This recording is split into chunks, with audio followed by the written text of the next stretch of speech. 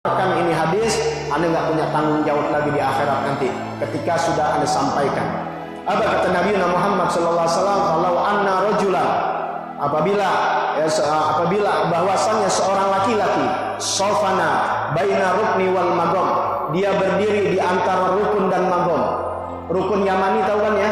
Udah ada pergi haji atau pergi umroh, di depan Ka'bah ada rukun Yamani dan magom Ibrahim.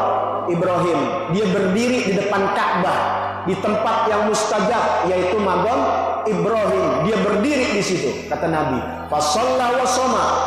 Dia sholat di depan Ka'bah. Wa shoma, pada saat itu dia lagi berpuasa. Masya Allah. Di depan Ka'bah lagi sholat, kemudian dia berpuasa. Summa mata. Kemudian dia mati ini orang. Kan mestinya apa kalau mati? Sorga ya. Lagi puasa, lagi sholat di depan Ka'bah di magom Ibrahim. Summa mata, kemudian dia mati. Wa huwa muqbidun. Tapi hal keadaannya dia punya diri benci kepada keluarga Nabi Muhammad sallallahu alaihi wasallam. Muqbidun li ahli baiti.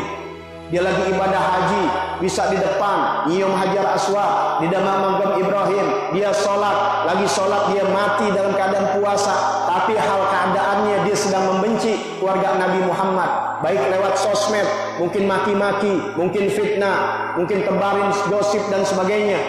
Hatinya benci kepada keluarga Nabi. Kata Nabi Muhammad sallallahu alaihi wasallam, wa huwa mu'jidun li ahli baiti Muhammad. Dia benci kepada ahli keluarga Nabi Muhammad. Dakhalan nar, pasti Allah masukkan dalam neraka jahanam. Na'udzubillah min dzalik.